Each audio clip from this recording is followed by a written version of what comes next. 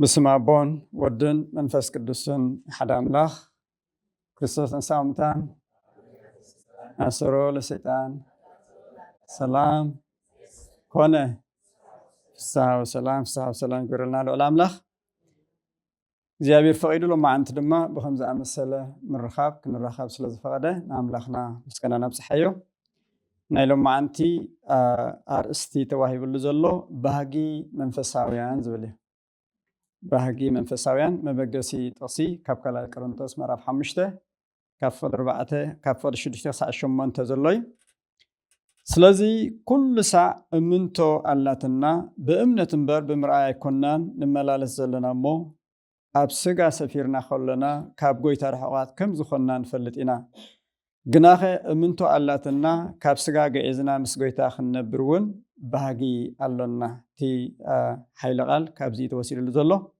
كدمنا بتمرتنا مخالنا ذا سنبزيا شارشيت سنبت ماي زمنة تنساي ستيلاب زمنة تنساي نازلنا هكذا شارشيت سنبتيا مسألة سرعات قدس بذكتنا دما ناي قدس يارد نز سنبزي تدالي لزلو مزمور فاسيكا زبليو سلازي ازي نؤز زمن زلما زمن فاسيكاوني زبحال نتي كريستوس زغبرلنا بيزاو زخونه مسواتي زعبو خنمهار زعبو خن السلاسل سسرعلنا دما ازيو اقداسي تمرتيو فاسيكان تنساين تمساسل تقالاتيوم يتخاخو دماي مالتي فاسيكا خنل كلنا بزعبا تنساينا نزارب زلنا تنساي خنل كلنا دما بزعبا فاسيكا اينا نزارب مالتي انتخونا جن افتمل اختهم قرب فلل يالو فاسيكا اتقند ادهبون اتكرون زغبرلو ابتي نايغويتانان مدحنان يسوس كريستوس تبجاونت ويدمات ناي موتون زعبات عرفتون امين اتي ابسال سي معالتي ام مقابر صني حمتنسو ايتقاللي مالتي اتناي تنساي حساب جن نموتون تنساين اب جمزاتو ملخت سلازخونه قرب فللي كم زلو مينا خنمهار مالتيو بتناي فاسيكا نحر جميرنا فاسيكا ناي إبرايس قاليو ناي مجمريا استجمروا دما مالت فاسيكا خبلو جمروا الإسرائيلاوين أب سدت أب بارنة أب زنبروا أب جبسي تا مبلع عسريتي تأمرات إجابير أب جبس خجبر كله نخلهم بخري جبس أويان كاب إنسساق سابتي أب سلطان زنبره غزف كله اتي زقزف زنبره ناي قطع عمل أخ نتوم أيهداويان كحلفهم كله كسجرهم كله نزي مسجار زي نزي محلاف زي نمجلاز يتكاملوا زنبرو زي فاسيكا زبلي مالتي سلازي إسرائيلاويان إجابير حدث إزاد شيبهم يرو نفسه كبيتسب من كبزي بلو جنشل كدالو خمزلهم نتجنشل لما بخميز عام السلة مسوات خجورو خمزلهم ديتيل زخونة إزاد مسحبهم بتي دم نايت جنشل لما أفدق للدات نايبيتهم كلاخي تنجيروهم يرو نتجنشل لما بزيبو حقيقة شارما كبل أو تنجير لهم بزح ديتيل نيرو مالتي سلازي أيهوداويان تعزيزهم نتجزيابيه زجبرهم زنجرهم كل سلاز زجبرو اتناي قطع عمل أخ نتهم بخر جبس أويان كازف كله نسرائيلاوان جن يحلفهم يرو اتام محلافي حج فاسيكات بحر زلا مالتي ازي اتناي بولي كيدان فاسيكا خوينو اب حدش كيدان دما فاسيكا خنبلو خلنا نتي بيزاوي مسواتنا كريستوس من تحاتياتنا ام مسقل زخفللنا وعلت نعو زتقس ملختي زلو مالتي اتناي ايهوداويان فاسيكا بولي كيدان زنبرن حرينايو انسسايو مسوات زخون يرو اب حدش كيدان جن اتي سغاز لبس ملكوت غيتنان مدحنان يسوس كريستوس اب كندانا بيزاو زخونه مسواتي كوينلا مالتي ابولي كيدان زنبره جنشل كتنساي كالن حنسب مسوات مسكونه مسموته كتنساي كالن موت زخونه مسوات دماي بحال مالتي اتناتو تاريخ تناتو زانتا تناتو ملختي اموت زبقا مالتي اتني حدش كيدان فاسيكا جن كريستوس يمو نحيلو مسعيرو سلستنسأ هي زخانة مسواتي زل علما زخانة مسواتي بحال مالتي أبولي كيدان مسواتي كقرب خلو جنشل فاسيكا كقرب خلو اتستسوى انسسا ختنس سلا زي كل الناشا دقاقيمهم مسوات كقرب نيروهم أب حدش كينان جن تني حدش كينان فاسيكانا زخونة ويتنان من حنان يسوع كريستوس جن حنسا أن حوار بتخون مسوات يفسيم مهنياتو نحيلو مسير سلستنسة دقاقي مخموت دقاقي ملو مخسوا أيدلين مالتي اتناي بولي كيدان بيزا ومسواتي نحنت علامينر نسلما كافتي سقا وموت متان كنا قفوم اتناي قلت عمل أخ متان كي كزفوم سقاو زخونه موت متان كي قاتموم كابات رأيان ناقفاتهم مالتي إذن حدش كيدان بيزا وزخونه مسواتي كافتي كالاي مزبهال زل علما وموت كاو خدحنا نايو مسوات خفيلو مالتي سلازي اتفل لي ازي مالتيو كالون بزوح نتاكس نخلينا مسك زينا قل نجزيو ازي اخلنا نايو ابولي كيدان فلا بقبس اسرائيلاويان نتي جنشل مسو اوو موخا مستخافل اوو مست مسوات حاديم زخونو مالتي اتزغزف ملاخ زحلفهم زلو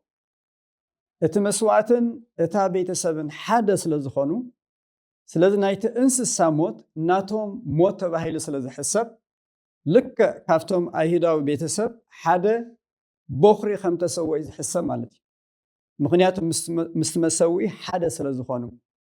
سلازي نتدم تراي رئي كونن اتزغزف ملاغ زحلفهم زلون تايدا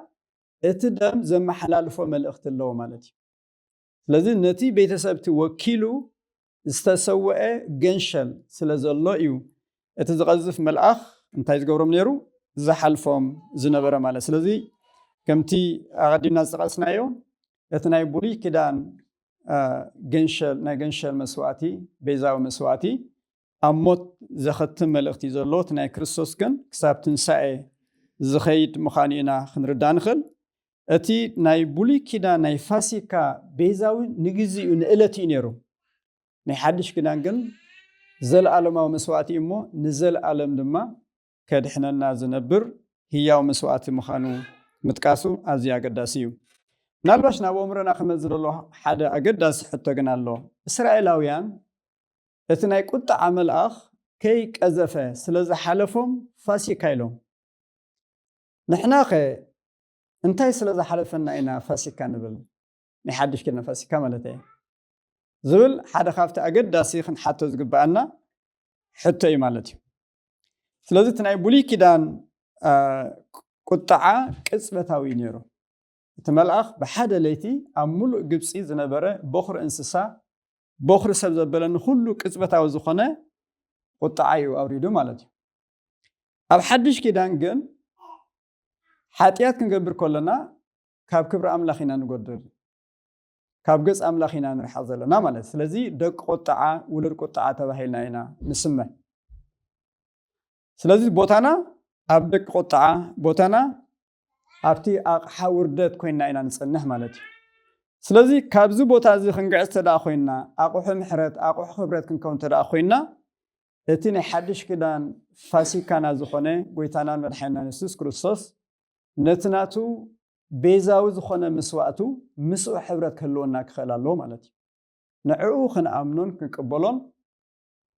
بتي دومو دما كنصح حدقت حطيات كنركب كنكل اللونا سلازي بزي دم زطراينا دما خافتي دق قطع امبال نافتي ناي دق محرت وي دما ولد املاخ خنبحال وي دما مسغغار زخون مالتي سلازي اماني منبال وي دما بكريستوس زامنيو نخريستوس دسعبي زبحالكو منجست غيرالو غويتا دما يغيرالو مالتي يردانا اتوم قدم امنت سبات بستفلالي منقد يمالالس نيرهم كونو خليهم سلازي فتيم صليهم يردايم ابتحتي ملو قدصرن ملكن ناي شيطان يمنيرهم سلازي دحينو خنملكولنا نابمنت مصي خنملكولنا منجست غيرالو كان منجست علماتنا منجست برهان كابتناي شيطان اغازاز اويدما غويتنت نابتناي كريستوس غويتنت يسغاغر الله زبل ملختينا نمحلالف مالتي نالباش اغزيابير حنسا مسدحاننا نمحرتو ايطعسلن انتخونه جن كم يهودا بمرچو سب ندحريت كملس خيل نافتناي قدم غويتو نافتناي قدم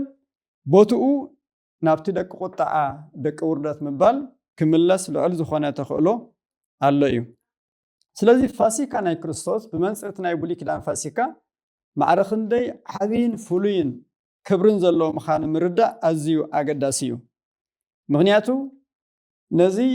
ናይ ሓድሽ ኪዳን ፋሲካ ብዝግባእ እንተዘይተማሂርናዮ ብዝግባእ ድማ ክርዳእና እንተዘይክኢሉ actually እቲ መዓልታዊ ፋሲካና እንድዩ ግን ብፍላይ ድማ ቤተክርስትያን ዝተወሰነ ወቅቲ ብዛዕባ ፋሲካ ክንመሃርን ከነሰላስን ተሰሪዓትልና ስለዘላ ፋሲካ መፀ ድማ ንዕኡ ብዝበቅዕ መንገዲ ከነብዕሎን ክንፅምብሎን እያ ትደልየና ማለት እዩ እቲ ዝግባእ መረዳእታ ዘይብልና እንተደኣ ኮይና ካብ ብልዕን መስተን ዝሓልፍ ካብ ጨርቅን ወርቅን ምክዳን ዝሓልፍ ምንም ነገር ከይገበርና እውን ክነሕልፎ ንኽእል ኢና ማለት እዩ ፋሲካ ዝኣክል በዓልና በዓልና እንድሕር ንፀሎት ግዜ ዘይብልና እንተደኣ ኮይኑ ንቓል ኣምላኽ ግዜ ዘይብልና እንተደኣ ኮይኑ ፋሲካ እንታይ እዩ ንዓይ ዝህበኒ መልእኽቲ እንታይ እዩ ኣነ ኸናይ ብሓቂ ነቲ መልእኽትን ትርጉም ናይ ፋሲካ ብምልኣት ይነብር ኣለኹ ድየ ኣለኹን ኢልና ገዛ ርእስና ዘይንፍትሽ ተደኣ ኮይና ካብዚ ዝኣክል ኣሜን ካብ ከምዚ ዝኣክል መግደራ ይሓልወና ጥራይ ኢኻ ትብል ማለት እዩ ስለዚ እግዚኣብሔር ብዕምቆትን ብስፍሓትን ክንርድኦ እሞ ንዕኡ ዝበቅዕ ኣነባብራ ድማ ክህልወና ስለ ዝደሊ እዩ ሎማዓንቲ እዚ ንኡስ ዘመን እዚ ዘመነ ፋሲካ ተባሂሉ ብዛዕባ ፋሲካ እንመሃር ዘለና ማለት እዩ ስለዚ ኣብዚ ወቅቲ እዚ ፀሎትና እንታይ ክኸውን ዘለዎ ወእግዚኣብሔር ነቲ ብጎይታናን ብመድሓኒናን ብኢየሱስ ክርስቶስ ዝኸፈልካለይ ቤዛዊ መስዋእቲ ብዝግባእ ክርድኦ ብዝግባእ ከስተውዕሎ ወኣምላኽ ደግፈኒ ኣብ ዘመናት ኩሉ ንኩሎም ቅዱሳን ብዝረዳይ ቅዱስ መንፈስካ ንዓይ ድማ ደግፈኒ ኣብ ቃልካ ተኣምራት ክርኢ ዕንቲ ልቦናይ ክፈተለይ ኢልና ክንፅልእ ኣዝዩ ኣገዳሲ እዩ ምክንያቱ እግዚኣብሔር ተዘይገሊፅልና ኣብ ቤተ ክርስቲያን እናሃለና እናገልገልና እናሃለና ብዙሕ ነገራት እናገበርና ውሉድ ኣምላኽ ክንከውን ዝግባአና ቁጣዓ ዘሎና ወይ ድማ ኣቑሑ ቁጣዓ ኣቑሑ ውርደት ኮይና ክንመላለስ ልዕሉ ዝኾነ ተኽእሎ ስለ ዘሎ ብጣዕሚ ጥንቃቐ ዝሓትት እዩ ማለት እዩ ወላ እውን ሓዋርያ ቅዱስ ጳውሎስ ናብ ቲቶስ ኣብ ፀሓፈ መልእኽቲ ምዕራፍ 2:11 ፀጋ ኣምላኽ ተገሊፁ እሞ ንኩሉ ሰብ ምድሓን ኣምፅኡ እቲ ብሩኽ ተስፋ ናይ ትእዙዝ ኣምላኽና ምግላፅ ክብርና ተፀበና ምስ በለ ግፍዕን ዓለማዊ ትምኒትን ክሒድና ኣብዛ ዓለም እዚኣ ብጥንቃቐ ብፅድቂ በምልኾ ክንነብር ይምህረና ኣሎ ታብ ብጥንቃቐ ትብል ኣገዳሲት እያ ማለት እዩ ሰልፍ ኮንትሮል ማለት ገዛ ርእስኻ ገቲእኻ ዝኽየዶ ጉዕዞ እዩ ዘለና ማለት እዩ ሓንሳብ ስለ ዝድሓና ሓንሳብ ስለ ዝኣመና ሓንሳብ ስለ ዝተጠመቕና ውሉድ ኣምላኽ ስለ ዝኾንና ብኡ ኣኺሉ ማለት ኣይኮነን ክርስትና ምስዓብ ዘልዮ እምቆት ዘለዎ መንፈሳዊ ምርዳእ ዘልዮ ኣገዳሲ ጉዳይ ማለት እዩ ዝመፅለላ ሓሙስ በዓለ ዕርገት እዩ በዓለ ዕርገት ድማ ካብታ ጎይታና ኢየሱስ ክርስቶስ ተንሳኣላ ኣብ መበል 40 መዓልቲ ዝውዕል ስለዚ ቤተክርስትያንና ድማ ካብታ ትንሳኤ ፅንብርና ኣላ ኣብ መበል 40 መዓልቲ በዓለ ዕርገት ተብዕለሉ ግዜ እዩ ስለዚ ዕርገት ማዕረ ትንሳኤ ማዕረ ስቕለት ኣገዳሲ ኣካል ናይቲ ግብሪ ምድሓንና እዩ ማለት እዩ ኣምላኽ ተፈቒድዎ ብሂወ ድማ እንተደኣ ሃሊና ዝመፅለሎ ሰንበት ብዛዕባኡ ዕምቆት ዘለዎ መንገዲ ክንመሃር ኢና ሓደ ሕቶ ኣሎ ናይዚ ዕለ እዚ ኣርእስቲ ትምህርትናን እዚ ንኡስ ዘመን እንታይ እዩ ዘዛምዶ ዘሎ እዚ ንኡስ ዘመን ዘመነ ፋሲካ ኢልና ኣለና ኣርእስትና ድማ እንታይ ዝብል እስኩም ንለኹም ዲኹም ባህጊ መንፈሳውያን ገዛ ርእስና መንፈሳውያን ኢልና እሞ ንቁፅራ ባህግና እንታይ ክኸውን ዘሎ ስለዚ ባህጊ መንፈሳውያን ኣርእስትና እዩ እዚ ንኡስ ዘመን እዚ ድማ ዘመነ ፋሲካ እዩ ስለዚ ንክልቲኡ እንታይ እዩ ዘዛምዶ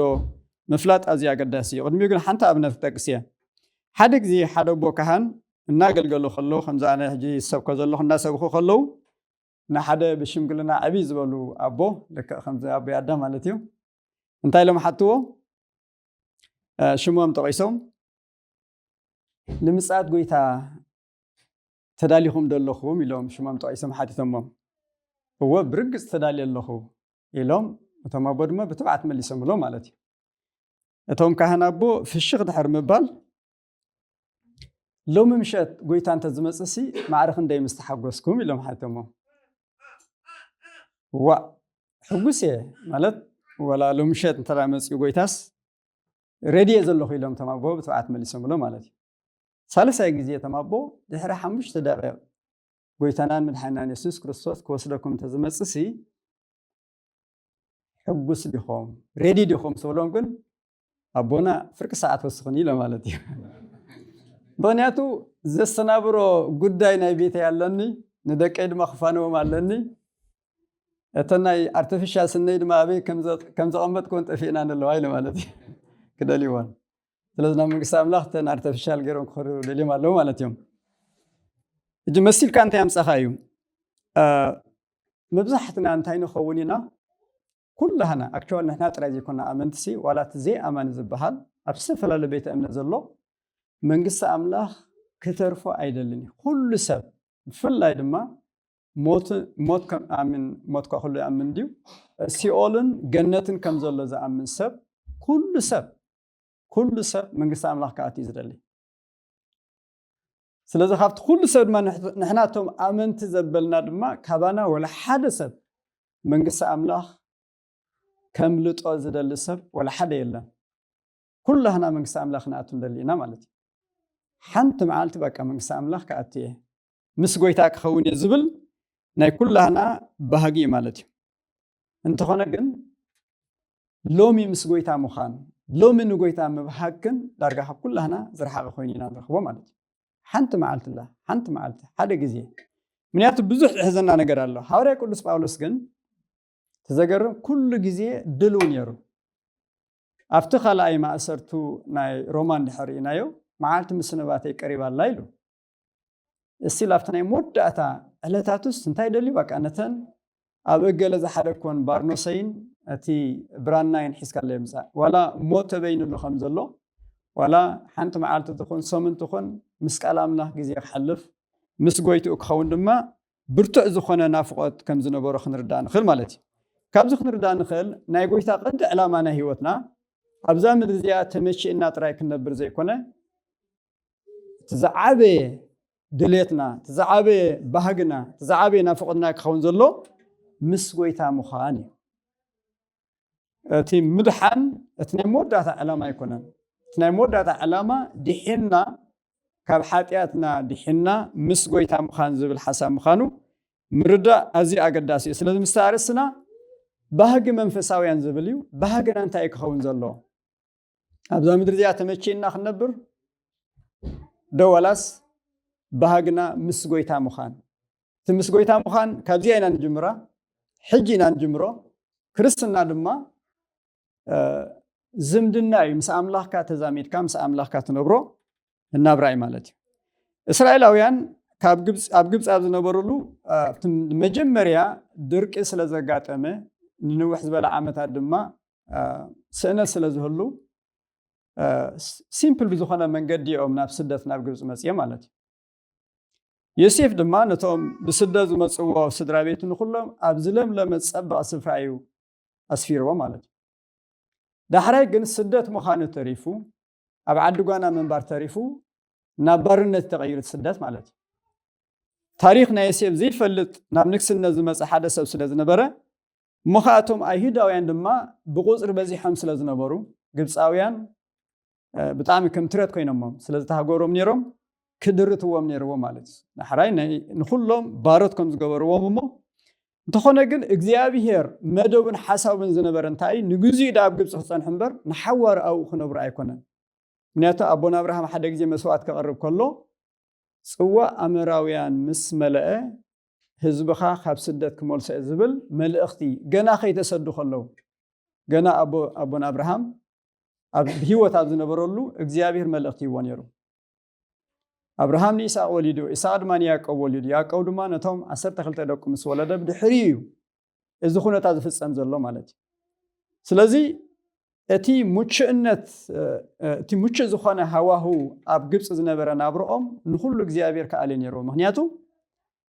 ባዕሎም ደልዮም ፈትዮም ነታ ናይ ስደት ምድሪ ገዲፎማ ነታ ናይ በርነት ምድሪ ገዲፎማ ናፍታ ናይ ተስፋ ምድሪ ከዱ ተደኣ ኮይኖም እግዚአብሔር ክሓቅኖም ነይርዎ ማለት ስለዚ ኩሉ እቲ ብግብፃውያን ዝፍፀም ዝነበረ ናፍታ ናይ ተስፋ ምድሪ ይደፍኦም ከም ዝነበረ ኢና ክንርዳእ ንኽእል ስለዚ መወዳእታ እንታይ እዮም ገይሮም ናብ እግዚአብሔር ኡይሎም ከም ዝጠርኦሞ እግዚአብሔር ድማ ኣውያቶም ሰሚዑ ንምድሓኖም ዝኸውን ሙሴ ከም ዝለኣኸሎም ግን ታናይ መወዳእታ ካብ ግብፅ ክወፅላ ዝኽእሉ ካብ ባርነት ክወፅላ ዝኽእሉ ዓባይ ተኣምራት እዛ ናይ ፋሲካ ተኣምራት እያ ነይራ ማለት እዩ ድሕሪ ፋሲካ ምብዓሎም እዮም ነቲ ናይ ምድረ በዳ ጉዕዞ ነቲ ባሕሪ ኤርትራ ሰጊሮም ናብታ ናይ ተስፋ ምድሪ ከምርሑ ዝኽኣሉ ማለት እዮም ምናልባሽ ነቲ እግዚኣብሔር ዝሃቦም ናይ ፋሲካ ስርዓት ዘይፈፀመት ቤተሰብ ምናልባሽ ዝጠፍአት ነይራ ክትከውን ትኽእል እያ ሎሚ እውን ንሕና ናብታ ናይ ተስፋ ምድሪ ናብታ ናይ ተስፋ ሰማያዊት መንግስቲ ክንኣቱ እንተደኣ ኮይና ትጉዕዞ ካብ ፋሲካ ይጅምር ማለት እዩ ካብቲ ሞትን ትንሳኤ ናይ ክርስቶስ ኣሚንካ ምቕባል ካብኡ እዩ ዝጅምር ስለዚ እዚ ናይ ብሉይ ኪዳን ፋሲካዊ ስርዓት ነቲ ናይ ሓድሽ ኪዳን ትእምርቲ የመሓላልፈሉ እዩ ልክዕ ከምቲ እስራኤላውያን በቲ ንእግዚኣብሔር ተኣዚዞም ዝፈፀሞ ፋሲካ ንምድሓኖም ከም ዝኾነ ንዓና ድማ እቲ ስጋ ዝለበሰ መለኮት ጎይታናን መድሓኒትናን ኢየሱስ ክርስቶስ ዝፈፀሞ ቤዛዊ ዝኾነ መስዋዕቲ ንሱ እዩ እንታይ ዝገብረና ምስ እግዚኣብሔር ተዓሪቑ ናብታ ናይ ተስፋ ሃገረ ሰማይ ጉዕዞና ከጀምረና ዝኽእል ማለት እዩ ሐዋርያ ቅዱስ ዮሃንስ ብምኽንያት ወንጌልን ብምኽንያት ጎይታና ኢየሱስ ክርስቶስን ኣብ ስደት ነይሩ ኣብ ደሴት ጳጥሞስ ዝበሃል ተኣሲሩ ኣብ ዝነበረሉ ግዜ بمعاد سنبت بمنفس كم زخنا مو እግዚአብሔር ድማ ሓደ ብሉጽ ዝኾነ ራእይ ከም ዘርአዮ ዝራእይ ዮሐንስ ንብሎ ኣብዚ ደሴት ጳጥሞስ ኮይኑ ጽሓፎ መልእኽቲ እዩ ስለዚህ ዝበዝሕ ድማ ብራእይ እግዚአብሔር ዘርአዮ እዩ አው እንታይ ልሎ ብዛዕባቶም ካብ ዝተፈላለየ ቋንቋታትን ብሄራትን ድሕረ ባይታን ዝመጹ ብደም ክርስቶስ ተዓዲጎም ናብ ምድሓን ዝመጹ ካብ አሕዛብ ናብ ህዝቢ ወይ ድማ ህዝቢ ኣምላኽ ዝበሃሉ እንታይ ልሎ ምድሓን ናይቲ ኣብ ዝፋን ተቐሚጥ ዘሎ ኣምላኽና ናይቲ ገንሸለን ይናበሉ ብዓውታ ጭድሩ ብዙሓት ይርዩ ሓደ ካብቶም ሽማግለታት ድማ እዚኣቶም ካብ ትብርቶ ፀበባ ዝመጽኦም ንኽዳውንቶም ድማ ብደም ናይቲ ገንሸል ሓጺቦም ኣጻዕደው ስለዚ ኣብ ቅድሚ እቲ ዝፋን ኣምላኽ እነው ኣብታ መቕደሱን ለይቲ መዓልትን የገልግሉ ኣለው ድሕሪ ደጊም ኣይ ክጠምዩን ኣይ ክጸምኡን ፀሓይ ኮነ ሃረር ድማ ኸቶ ኣይክረኽቡን እዮም ምክንያቱ እቲ ኣብ ማእከል ዝፋን ዘሎ ገንሸል ክጓስዮም እዩ ታ ገንሸል ንስተውለላ ናብ ዒላታት ማይ ህይወት እውን ክመርሖም እዩ ኣምላኽ እውን ካብዕንቶም ንብዓት ክደርዝ እዩ ብምባል ብዛዕባ መንነት ናይዚ ጉባኤ ቅዱሳን እንታይ ምዃኑ ገሊጽልና ኣሎ ማለት እዩ ስለዚ ባህግና ናፍቆትናን ኣካል ናይዛ ጉባኤ እዛ ክንከውን እዩ ኣምላኽ ዝደለና ዘሎ ማለት እዩ ስለዚ ባህጊ መንፈሳውያን ክንብል ከለና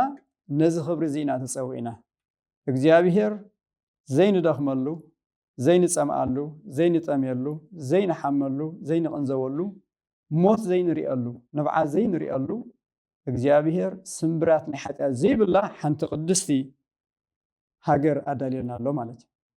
ሃገርና ድማ ኣብ ሰማይ እዩ ነዛ ሰማያዊት መንግስቲ ነዛ ሰማያዊት ሃገር ኢና ክናፍቕ ዘለና ማለት እዩ ናይ ብሓቂ መንፈሳዊ ኢና ንብል ተደኣ ኮይና ናፍቆትናን ባህግናን እዚ ክኸውን ዘለዎ እዚ ማለት ግን ኣብ ምድሪ ኣይን ስራሕ ኣይን ማዕበል ማለት ኣይኮነን ግን ሚዛን ክንሕሉ ከም ዘለና ብዋጋ መንፈሳዊ ህይወትና ብዋጋ እዚ ባህግ እዚ ክኸውን ከም ዘይብሉ ኢና ክንርዳእ ንኽእል ማለት እዩ ስለዚ ኣርስና ኣይንረስዕ ባህጊ መንፈሳውያን ዝብል እዩ ኣብቲ ዘንበብናዮ መሪሕ ጠቕስና እንታይ ኢልና ነርና ስለዚ ኩሉ ሳኣምንቶላትና በእምነት እምበር ብምርኣይ ኮንና እንመላለስ ዘለና ምስ በለ ኣብ ስጋ ሰፊርና ትብል ቃል ኣላ ሓዙለይ ኣብ ስጋ ሰፊርና ከለና ካብ ጎይታ ርሑቓት ከም ዝኾንና ንፈልጥ ኢና ግና ኸ እምንቶላትና ካብ ስጋ ገዒዝና ድማ ትብል ኣላ ኣብ ስጋና ነበርና ትብል ኣላ ካልኣይቲ ድማ ካብ ስጋ ገዒዝና ምስ ጎይታ ክንነብር እውን ባህጊ ኣለና ስለዚ ሐዋርያ ቅዱስ ጳውሎስ ባህግና ካብዚ ሕጂ ለቢስናዮ ዘለና ኣካላዊ መንነት ኣካላዊ ስጋ ግኡዝ ዝኾነ ስጋ ወይ ድማ መጽሓፍ ቅዱስ ድንኳን ይብሎ እዩ መንበሪ ይብሎ እዩ ስለዚ ቤትና እዩ ክሳዕ ዘለና ማለት እዩ ካብዚስ ገዒዝና ምስ ጎይታ ክንነብር ባህጊ ኣለና እቲ ባህጊ ክህልወና ዘሎ ዝብሎ ዘሎ እቲ ምስ ጎይታ ምንባር ዝብል ሓሳብ እዩ ማለት እዩ ኣቦና ኢዮብ ከምኡውን ንጉስ ሕዝቅያስ እውን ነዚ ድንኳን ስጋና ኢሎም ኣለው ማሕደሩን ኢሎም ኣለው ምናልባሽ እቲ ድንኳን ዝብል ናብ ናይ ዓድና ቋንቋ እንድሕር ወሲድናዮ እኮ ቴንዳ ማለት እዩ ቴንዳ ዝበዝሕ ግዜ ስበኽ ሳግም እዮም ጥቀምሉ ኣብ ስበኽ ሳግማዊ ኣነባብራ ዝነብሩ ሰባት بليكوت اليوم مندق من جيرام اليوم أبزح سومنات ويد مع وارح زوستر هنسا أهنسون يوم منيات نوصن جزيم زلوا مايك سعزلوا أو لو الحرب خالو وجن نطريتهم زبل ألو خالد سعري بخالو وجن ترى عليه دما نتاتين دا ترنفع بيلوم أب ساعتها زي ملء نبكال كجوز خليه مالتي سلازم تندس إذا دمكان يدوزلوا لك كم تندا مالت سجانا سي لك كم تندا يو كم دمكاني محدري إذا زلوا مالتي سلازم إذا دمكان إذا ما خفتا دك خوينا محسن ولا ديسنا من بار جمرنا الله كسب نموت زلوا بيتنا أي مالتي محدرنا أي جن أود ما نزل علم عين نبرنينا مالتي ስለዚህ ኣብዛ ስጋ እዚ ኣሰፊርና ኸለና ኣብዚ ድንኳን እዚ ሰፊርና ኸለና ኣብዚ ማሕደር እዚ ሰፊርና ኸለና ካብ ጎይታ ርሑቃት ኢና ዘለና ይብል ሐዋርያ ጳውሎስ ካብ ጎይታ ርሑቃት ኢና ምክንያቱ እዚ ስጋ እዚ ካብ ብዙሕ ነገር ይድርተና ይኽልክለና ልክ ከምዚ መጋረጃ እዛ መጋረጃ እዚኣ እንድሕር ኣፅያ ኣብ ውሽጢ ዘሎ ክትሪእዎ ይትኽእሉን ኢኹም ስለ ስጋና ድማ ኣብቲ መንፈሳዊ ዓለም ዘሎ ብዓብዪ ድማ ንእግዚኣብሔር ንኸይንርኢ ጋሪድና ዘሎ دريتنا زلوا كم جرجا خينو زخلك لنا زلوا سجازي مالت سلازي لما هاريا قدس باولس كابوي تاريخ وقت كينا لنا مهنياتو أبز سجازي ساعة زهلنا مالتي إذا مالت جن بزعبان إجزابير نجر منهم كنفلت عين خلنا مالت هيكون إجزابير منفساوي عندنا أنت داخل في تلنا بزعباتنا إجزابير نجر كنردان كنستوعلن نخيلنا مالتي نزع بنزخوننا نبي إلسان تناتو أقل زنبر حد جزية أب حد وتاين برنيرهم إجزابير بزجلس أولو دما تي أبناء سورياويان من قصة زنبر مسك زخونة ناي كوينات حبو زخونة أجندة كما خاخر خلو إلى ساعة دما إجزابير جالس أولي يفلت أمه نتنا إسرائيل نقصين قرام مالتي نخلو وديتاتهم يفشلوا نيرهم تي أب سوريا زنبر من قصتي كابانس من يصلي إسرائيل كوينو نخلو زوج أنا يوديت زفر سلنا زلوا إلا حتى دمو نو خبانا يكونن حد إلسا زباني أملاق سب الله نسو أوشات أبيت كهون كاز مخر كاي مهر كل يسفرته سلاز سبزي تمسوا تبعيلو مالتيو أشحات فرسنيات السراويت أختيدو نفتي إلسا زلوا بوتاي مس إلسا دما نزيريو أيسن بدن مخنيات منفساوي عند تخفيتو البزي باللوم شفرة ملاختي أبكابيهم كم زنبرمو كافتي سراويت ناي سوريا مسانا زلوي حيلو مسانا زلوي بزحو زبل رديت نيرو اتجزء جن منفساوي عند سلزي تخافته نتي سراوي سوريا مسرائي بتاعنا فريو سنبيدو إلساقن حدا نجاريلو يعنتي زباريازي كفات إلو يعنتو تخافيت مسرائي دما لك اتي إلساق زرعيو خريق خمز خالي إينا خنستقل نخل سلزي أبز السجاز خونكاس إجزابير أنت العقليس الكانت منفسها ونجر كتردو أدخلي خاملتي لك خمت سجاوي أنت زلوا منفساوي أنت الله كمتي إتالبي تجمع لبي زلوا أكلاو زخنا لبي كومدما منفساوي لبي زبحال الله مالتي ناي قدوس استيفانوسون كلها نفرطينا قدوس استيفانوس حفتنا مود أتاهيوتو الناس أبشفوا خلوا بدار أمني منفساوي أنت تخفيتو نجزابي ربون نقولتان يسوع كريستوس ناف سماي فلا نقولتان ما دويل ريوه فتوم شعوذ شفشوذ نبارجن منفساوي أنتم زي تخفت أسلز نبارة ناف سماي أنت تمتو بزي كاد بنان سماي كال خريو أي كالو المالتي سلازي إذا سجازي إذا لبسنا يزلنا سجا دراتنا أيو يجاردنا أيو نتمنفساو نجار نخينري نتاي جبرنا أيو يدرتنا انت خونجن حدا جزيه ازدون كانزي تقاطيتو ناي كبر سغا لبسنا كم تستفلتنا له خنفلت مس እግዚአብሔር ማን حوار نزل عالم كم نبريو ጎይታዝ ነግረናሞ እዚ መንፈሳዊ ዝ ባህጊ ምህላው ምልክት ጥዕናዩ መንፈሳዊ ጥዕና ዘለዎ ሰብ ባህጉ ድሌቱ ሓቀኑ ሓረርቱ ምስ ጎይታ ሙኻን ዝብል ሓሳብ ዘሎ እዚ ድማ ናይቲ ናይ በሐቂ ብሱል መንፈሳዊ ሰብ ዝበሃል መለለይ ማለት እዩ ናብታ እትቅጽል አርእስቲ ቅድመኸና ባህጊ ስለ ዘለና ጥራሕሲ መንፈሳውያን ንኸውን ዝብል ሓሳብ ወይ ድማ ሕቶ ኣላ مساعد خدلي حانت زانتان تذكر لهم حدا منسي أب هاي سكول زمها زنا برسب እንታይ ይገብር ሓደ ባህጊ ይሕድር ንስርማ እንታይ እዩ እታ ዩኒቨርሲቲ እንታይ ምዃና ኣይነግርን ኣብቲ ፅሑፍ ግን ለሰይ ሃርቫርድ ንብሎ ሃርቫርድ ብጣዕሚ ፍሉጥ ዩኒቨርሲቲ እዩ ናብ ሃርቫርድ ክኸይድ ኣብኡ ጆይን ክገብር ክመሃር ብጣዕሚ እዩ ዝደሊ ስለዚ ናይ ሃርቫርድ ፅሑፍ ዘለዎ ማልያ ኣስሪሒዱ ገዚኡ ይኽደን ማለት እዩ ናይ ሃርቫርድ ዩኒቨርሲቲ ማሕተም እቲ ሲል ንብሎ ወይ ድማ ሎጎ ዳርጋ ኣብ ላፕቶፕ ኣሎ ኣብ ገዝኡ ድማ ለጢፍዎ ማለት እዩ ዳርጋ ኩሉ ዘረብኡን ኣተሓሳስብኡን ቀልቡን ብዛዕባ ሃርቫርድ እዩ ስለዚ ኣብ ኩሉ ነገር ምስ ሰብ ክዛረብ ከሎ ሓደ ግዜ ኣብዚ ዩኒቨርሲቲ እዚ ኣትዩ ከም ዝመሃር ካብኡ ድማ ግራጁዌት ከም ዝገብር እዩ ምስ ተማዕረኽቱ እውን ዝዛረብ ማለት እዩ እጂ ብዙሕ ግዜ ዝሰምዕዎ ዝነበሩ ይዕረኽቱ ብጣዕሚ እዮም ዝምሰጡ በቲ ቅንኣቱ ማለት እዮም በቲ ከምኡ ዓይነት ምድላዩ እንተኾነ ግን እዚ መንእሰይ ዝሓደ ፀገም ነይርዎ ክላስ ብተኸታታሊ ኣይከይድን እዩ ብዙሕ ግዜ ካብ ክላስ ይወክር እዩ ብዙሕ ግዜ ኣሳይመንት ድማ ብዝግባእ ኣይፈፅምን እዩ ፈተና ብዝህልወሉ እውን ፈተንኡ እውን ተዳልዩ ኣይኣትወን እዩ ማለት እዩ ሓደ ዓርኮ ሓደ ግዜ እንታይ ኢልዎ ናብ ሃርቫርድ ከም ተኣቱ ነጊርካ ነርካ ዓሊልካ ነርካ ግን ናብኡ ዘእቱ ድማ ዝኾነ ፕሮሰስ ስለ ዘለዎስ ትዳለወሉ ኣለኻ ዶ ኣፕሊኬሽን ትመልእ ኣለኻ ዲኻ ነቲ ሪኳይርመንት ኩሉ ትሰርሖ ኣለኻ ዲኻ ኢልዎ ሕጂ እቲ ሃርቫርድ ምጥቃሱ ብጣዕሚ ተሓጒስ ደስ ኢልዎ ማለት እዩ ፓሽኔት ኮይኑ ኣሊልዎ እንተኾነ ግን ነቲ ፕሮሰስ ከም ዘይጀመሮ ዝኾነ ድሌት እውን ነቲ ፕሮሰስ ክጅምሮ መደብ ከም ዘይብሉ እዩ ኣሊልዎ ማለት እዩ ናብ ሃርቫርድ ከኣቱ ኣብኡ ክመሃር ይደሊ ኣሎ ናብኡ ዘእቱ ፕሮሰስ ግን ምንም ኣይጀመረን ማለት እዩ ዝጅምሮ እውን ኣይመስልኒ እዚ ሰብ እዚ ባህጊ ስለ ዘለዎ ጥራይ ኣብዚ ዩኒቨርሲቲ እዚ ከኣቱ ክመሃር ይኽእል ድዩ እንተደኣ ብምንም ተኣምር ክመሃር ኣይክእልኒ ስለዚ ንሕና ድማ ኩላህና መንግስቲ ኣምላኽ ክንኣቱ ባህጊ ኣሎና ፅቡቕ ባህጊ ድማ እዩ ግን እዚ ባህጊ እዚ ምህላው ጥራይ ግን ኣኻልድ እዩ ንፀሎት ግዜ ክንስውእ ዘይንደሊ እንተደኣ ኮይና ንቓል ኣምላኽ ፅማእ ዘይብልና እንተደኣ ኮይኑ እንድሕር ንቅድስና ኣተኩሮ ዘይንገብር እንተደኣ ኮይና ካብቲ ማሊ ሎሚ ዝሓሸ ሂወት ክነብር ኣለኒ ካብ ዓሚ ሎሚ ዝያዳ ናብ ኣምላኽ ዝቐረብኩ ክኸውን ኣለኒ ዝብል ባህግን ድሌትን ዘይብልና እንተደኣ ኮይና ብዓብዪ ድማ እቲ ምስ ጎይታ ምምልላስ ዕምቆት ብዘለዎ ስብሓት ብዘለዎ መንገዲ ክንመላለስ ዘይንደሊ እንተደኣ ኮይና ናይ ሰንበት ጥራይ ተመላለስ እንተደኣ ኮይና ብኸመይ ኢና መንግስቲ ኣምላኽ ክንኣቱ ብኸመይ ኢና ንምድሓንና ክንዕቅብ ፅድቅና ክንዕቅብ ቅድስናና ክንዕቅብ ዝብል ሓደ ካብቲ ክንሓስበሉ ዝግባአና ኣገዳሲ ሕቶ እዩ ስለዚ ኣበይ ክትበፅሕ ጥራይ ዘይኮነስ ናብኡ ዘብፅሓካ መንገዲ ድማ ሒዝካ ዋጋ ምኽፋል ኣዝዩ ኣገዳሲ ማለት እዩ ስለዚ ንሓደ ብሱል መንፈሳዊ ሰብ ዝበሃል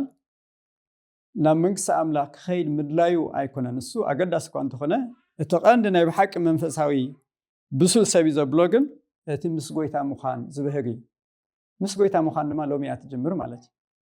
ሎሚ ምስ ቃሉ ሎሚ ምስ መንፈሱ ብፀሎት ግዜ ንሕልፍ ተደኣ ሃሊና ካብቲ እግዚኣብሔር ዘይከብረሉ ነገር ንርሓቕ ተደኣ ሃሊና ናይ ብሓቂ ምስ ጎይታ ምዃን ጀሚርና ኣለና ማለት እዩ ስለዚ እቲ ሕቶ ዝኸውን ዘሎ ናብ መንግስቲ ኣምላኽ ከኣቱሲ ድልየት ኣለኒ ድዩ ኣይኮነን ክኸውን ዘሎ እንታይ ደኣ ምስ ጎይታ ክኸውንሲ ድልየት ኣለኒ ድዩ እታ መንግስቲ ኣምላኽ እኮ ኣብ ክርስቶስ ምንባር እያ ስለዚ ኣብ ክርስቶስ ዘየለ ድማ መንግስቲ ኣምላኽ ከኣቱ ይክእልኒ እቲ እንኮ መንገዲ እቲ እንኮ መድሓኒ ዘብለና ድማ ንስ እዩ እታ መንግስቲ ኣምላኽ ኣብ ክርስቶስ ምዃን እያ እግዚኣብሔር ኣብ ሰማያት ክልተ ሰባት እዩ ዝርኢ ዘሎ ወይ እቲ ውዱቕ ኣዳም ወይ ድማ እቲ ናይ መወዳእታ ኣዳም ክርስቶስ ስለዚ ኣብቲ ውዱቕ ኣዳም ዲና ዘለና ወይ ድማ ኣብቲ ካልኣይ ኣዳም ንፅድቅና ምክንያት ዝኾነ ኣዳም ምልላይ ኣዝዩ ኣገዳሲ ማለት እዩ ስለዚ መንፈሳውያን ስለ ዝኾንና ደኣልና ፅቡቕ ባህጊ ክህልወና ዘለዎ እምበር እቲ ፅቡቕ ባህጊ ይኮነን መንፈሳውያን ዘብለና ማለት እዩ መንፈሳዊ ምዃን ድማ ብቅዱስ መንፈስ ምምራሕ ብቅዱስ መንፈስ ክትመሓደር ምኽኣል ማሕደር መንፈስ ቅዱስ ኮንካ ምምልላስ ዘካተተ ማለት እዩ ሐዋርያ ቅዱስ ጳውሎስ ንሰብ ሮሜ እንታይ ኢልዎም ኣሎ ናይ ስጋ ነገር ጥራይ ምሕሳብ ሞት የምፅእ ናይ መንፈስ ነገር ምሕሳብ ግና ህይወትን ሰላምን የምፅእ እቲ ሓሳብ ስጋ ምስ ኣምላኽ ፅልኢ ብምዃኑ ንሕጊ ኣምላኽ ኣይግዝኦን ክግዝኦውን ኣይክእልን እዩ እቶም ብስጋ ዝምርሑ እውን ንኣምላኽ ክሕግስዎ ከስምርዎ ኣይከኣሎም እዩ ንስኻትኩም ግና ኢሉ ጅስተውሉ ንስኻትኩም ግና መንፈስ ኣምላኽ ሓዲርኩም እንተ ኣልዩ ብመንፈስ እምበር ብስጋ ኣይኮንኩምን ዘለኹም እቲ መንፈስ ክርስቶስ ዘይብሉ ሰብ ግና ናይ ክርስቶስ ኣይኮነን መንፈሳውነት ማለት እኮ ብመንፈስ ቅዱስ ተመሊእኻ ብኡ ክትምራሕ ምኽኣል ማለት እዩ ሓሳብ ኣምላኽ ክትሓስብ ዘኽእለካ እዚ ቅዱስ መንፈስ እዚ እዩ ስለዚ እቲ መንፈሳውነት እዩ ጥዑይ ዝኾነ ባህጊ ከነሓድር ጥዑይ ዝኾነ ባህጊ ክህልወና ዘኽእለና ማለት እዩ ንሰብ ገላትያ እውን ኣብ ምዕራፍ 5:16-25 እንታይ ኢሎም ኣሎ ኣነ ግና ብመንፈስ ንበሩ ከምኡ እንተነበርኩም ትምኒት ስጋይ ክትፍፅሙን ኢኹም እብለኩም ኣለኹ ብመንፈስ ሂወት ዝረኸብና ሰባት እንተደኣ ኮይና ብመንፈስ ንንበር ማለት እዩ ኣብ ሓድሽ ኪዳን ማሕደር መንፈስ ቅዱስ ምዃን ዓብይ ፕሪቪሌጅ እዩ ኣብ ብሉይ ኪዳንኮ ኣብ ፍሉያት ሰባት ጥራይ እሞ ከዓ ንፍሉይ ዕላማ ንውሱን ግዜ መንፈስ ቅዱስ ይሓድር ነይሩ ኣብ ትንቢት ዮኤል ከም ዝነግረና ግን በቲ ዳሕራይ ዘመን ስጋ ኣብ ዝለበሰ ዘበለ ተባዕታይ ኣንስታይ ከይፈላለየ ቆልዓ ሰበይቲ ከይፈላለየ ዓብይን ንእሽተይን ከይፈላለየ ኣገልጋልን ተገልጋልን ከይፈላለየ ኣብ ኩላህና ቅዱስ መንፈስ ኣሕዲሩ ኣሎ ንምንታይ እዩ መንፈስ ኣሕዲሩ ኣባና ብመንፈስ ክንምራሕ ስለ ዝደሊ ማለት እዩ ንሱ ድማ ብስላት መንፈሳውያን ክገብረና ዝኽእል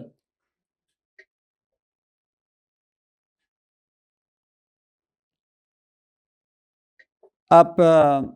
ኤፌሶን ምዕራፍ 1:14 ሐዋርያ ቅዱስ ጳውሎስ ንመንፈስ ቅዱስ ተጠቐመሉ ሓደ ቅጽል ስም ኣሎ እሱ ድማ ርቡን ርስናይ ዝብል እዩ መንፈስ ቅዱስ እቶም ጥሪት ኣምላኽ ዝኾኑና ክሳዕ ንድሕን ንውዳሴ ክብሩ ዕርቡን ርስናይ ኢሉ ኣብነት ዝኾነ ዕድጊ ክንፍፅም ከለና እኹል ገንዘብ ሒዝና ተዘይከልና ዕርቡን ከፊልና ኢና ንኸይድ ኣይኮነን ድዩ ዕርቡን ተደኣ ከፊልና ዋንነት ናትና ኮይኑ ኣሎ ናይ ግዜ ሕቶ ጥራይ ማለት እዩ ስለዚ እግዚኣብሔር ድማ መንፈሱ ኣባና ክሕድር ከሎ ናይ ግዜ ሕቶ መዓስ ይወስደና ወይ መዓስ ንሕና ንኸዶ ወይ ድማ መዓስ ንሱ ይመፀና ዳ እምበር ሓደ ግዜ ክወስደና እዩ ስለዚ ማሕደር መንፈስ ቅዱስ ተደኣ ኮይና ብመንፈስ ቅዱስ ክንምራሕ ድማ ናይ ግድን እዩ ኣብ ኤፌሶን ምዕራፍ 1:11 እውን እቶም ኣቐዲምና ብክርስቶስ ተስፋ ዝገበርና ንውዳሴ ክብሩ ምእንቲ ክንከውን እቲ ብፈቃዱ ንኩሉ ነገራት ከም መደቡ ዝገብር ኣምላኽ ወረስቲ ክንከውን ብወዱ ሓረየና ኢለና ስለዚ ዕርቡን ርስና ስለ ዝኾነ ከዓ ውሉድ ኣምላኽን መዋርስቲ ክርስቶስን ምዃንና ከይቋረፀ እዚ መንፈስ እዚ ኣብ ውሽጥና ዝምስክረልና ማለት እዩ መንፈስ ቅዱስ ምስ መንፈስና ኮይኑ ከም ዝምስክር ሐዋርያ ቅዱስ ጳውሎስ ንሰብሮምዮም ከምዚ ኢሎም ኣሎ እቶም ብመንፈስ ኣምላኽ ዝምርሑ ዘበሉ ንሳቶም ውሉድ ኣምላኽ እዮም ውሉድ ኣምላኽ ምዃንና ከዓ እቲ መንፈስ ባዕሉ እዩ መንፈስ ተባሂሉ ዘሎ መንፈስ ቅዱስ ምስ መንፈስና ኮይኑ ዝምስክር እምበኣር ውሉድ ካብ ኮንና ወረስቲ ድማ ኢና ንኣምላኽ ወረስቲ ንክርስቶስ ድማ መዋርስቲ ኢለና ኣሎ ስለዚ እቲ ምስ ክርስቶስ ናይ ምንባር ልዑል ባህጊ ዘለዎ ሰብ እቲ መንፈስ ቅዱስ ኣብ ውሽጢ ኮይኑ ዝምስክረሉ ሰብ ጥራይ እዩ ማለት እዩ ከምዚ ዓመት መፅእ እንታይ ንገብር ኢና ባህግና ንገለፅ ኢና ኣይኮነን ድዩ ዓመተ ሰላም ዓመተ ረሃዋ ዓመተ ጥዕና ይኹነልና ንብል ኢና ማለት እዩ ሓንቲ ኸበ ንፍሰድ ዓመተ ጥዕና ይኹነልና ንብል ግን ከምኣ ስለ ዝተመነና ጥዕና ትመፅእ ድያ ኣመጋግባና ምዕሩይ ተዘይኮይኑ ክንበልዖ ዘለናን ክንበልዖ ዘይብልና እንተዘይፈሊና ምንቅስቃስ ተዘይጌርና ብዓብይ ድማ እግዚኣብሔር ተዘይባሪኽልና ክኸውን ይኽእል ድዩ ኣመጋግባና ጥራይ ዘይኮነስ እግዚኣብሔር ድማ ብጥዕና ክባርኸና ክንፅልይ ኣለና ማለት እዩ ሕጂ እቲ ባህጊ ምህላው ፅቡቅ ካ ተኾነ ግን እቲ ባህጊ ናብ ግብራዊ ዝኾነ ተበግሶ ክደፋኣና ክኽእል ኣለዎ ማለት እዩ ስለዚ ንሓደ መንፈሳዊ ሰብ ግን ናብ ግብራዊ ዝደፍኦ እዚ መንፈስ ቅዱስ እዚ ዝብለና ዘሎ ማለት እዩ ናብ ሙዳእ ገፅ ይኸይድ ኣለኹ ባህጊ ዘሎካ ምዃን እሞ እንታይ ፍሉይ ነገር ስለ ዝኾነ ኢና ክሳብ ክንዲዚ ተገዲስና ክንመሃሮን ክንምህረሉን ዘድለየ ዝብል ሓሳብ ተዋሂብና ኣሎ ፈፂምና ክንዝንጎዕ ዘይግባአና ሓቂ ተዳሃልዩ እዚ ንዛረበሉ ዘለና ባህጊ ተራ ናይ ስጋ ባህጊ ኣይኮነን መንፈሳዊ ባህጊ ኢና ዛረብ ዘለና መንፈስ ቅዱስ ዘመንጨዎ ናይ ብሓቂ ድሌት ኣምላኽ ዝገልፅ ፍቓድ ኣምላኽ ዝገልፅ ብዛዕባ እዚ ባህጊ እዚ ኢና ንዛረብ ዘለና ማለት እዩ ምክንያቱ እግዚኣብሔር ኩሉ ሰብ ክድሕን ናብ ፍልጠት ሓቂ ክመፅእ ዝደሊ ኣምላኽ እዩ ስለዚ ፍልጠት ሓቂ ረኺብና ብሓቂ ክንመላለስ ክሳብ ክንዲዚ ኣምላኽ ይደልየልና ማለት እዩ ሓደ ካብቲ ፍልጠት ሓቂ ድማ እግዚኣብሔር ዘይትናወፅ መንግስቲ ኣዳልየልና ስለ ዘሎ ናብዛ መንግስቲ እዚኣ ድማ ክንኣቱ እግዚኣብሔር መደቡ ምዃኑ ነዚ ዘኽእለና ድማ እኹል ዝኾነ ዋጋ ከም ዝኸፈለ እንተዳ ፈሊጥና እዚ ባህጊ እዚ ተራ ባህጊ ኣይኮነን ማለት እዩ ካብ ኣምላኽ ዝምንጭ እዩ ማለት እዩ ግን እዚ ባህጊ እዚ ሒዝና ክንመላለስ ከለና ድማ ሰለስተ ፀላእት ኣለውና ሓቂ ዓለም ፀላኢትና እያ ሰይጣን ፀላኢና ስጋና ድማ ፀላኢ ብፍላይ ድማ ስጋና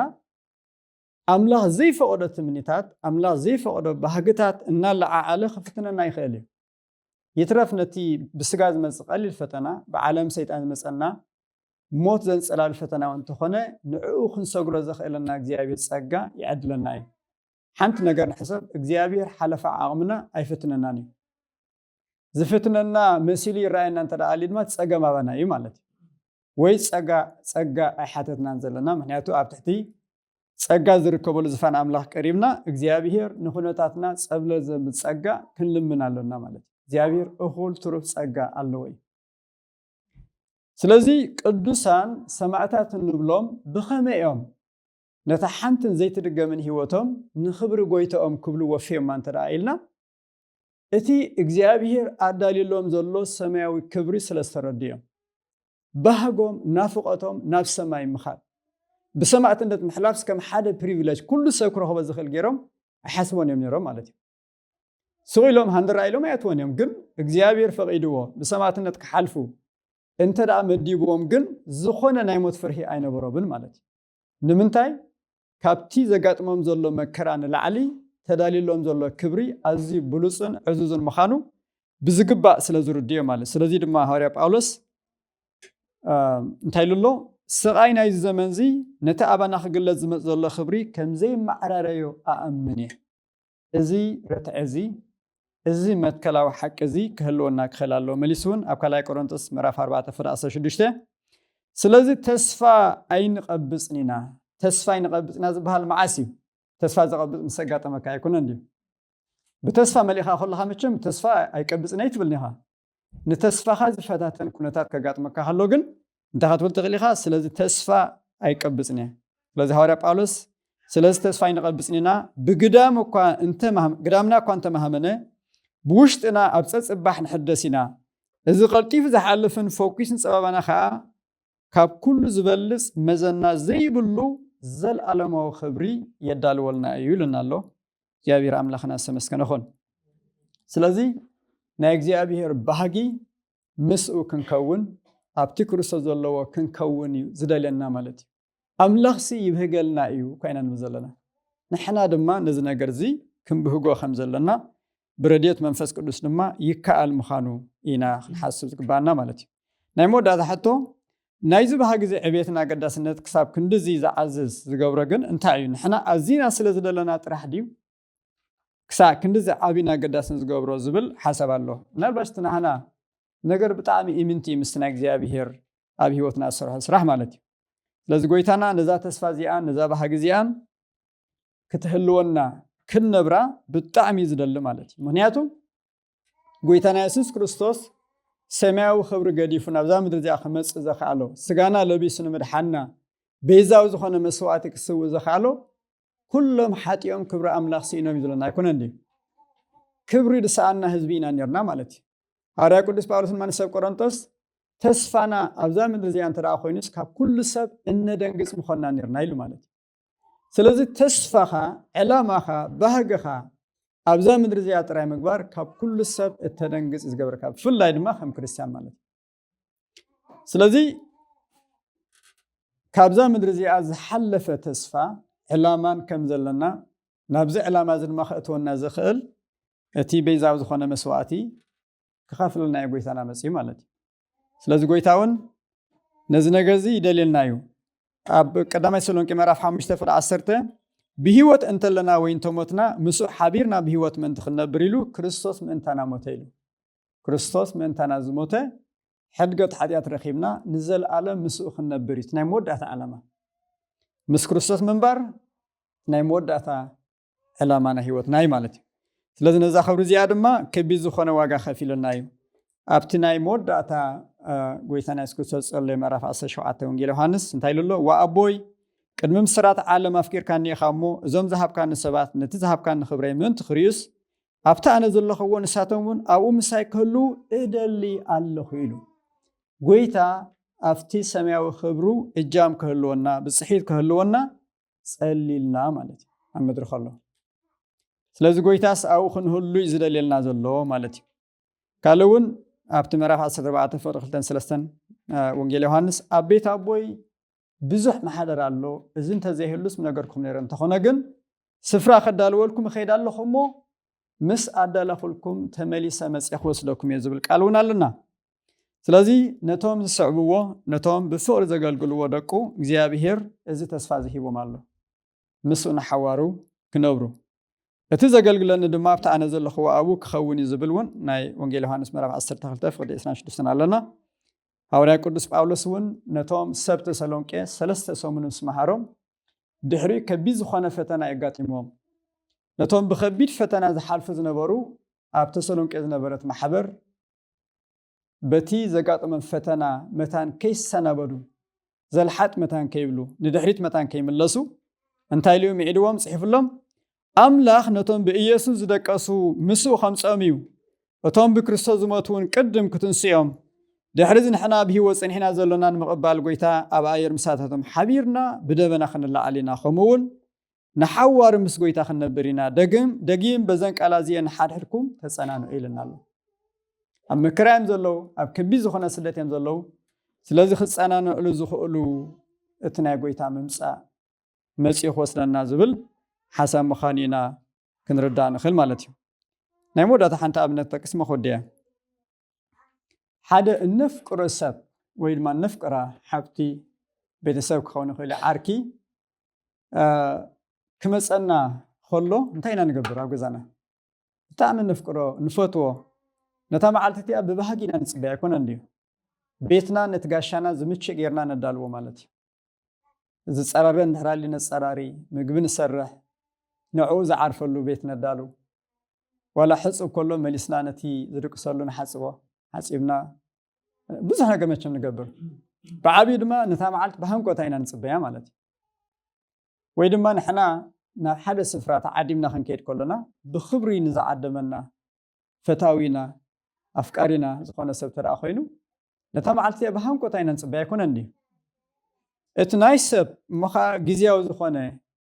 ፍቅሪ ክልግሰልና ዝኽእል ክሳብ ክንዲ ዝብሃንቆታ ንፅበዮ እንተደኣ ኮይና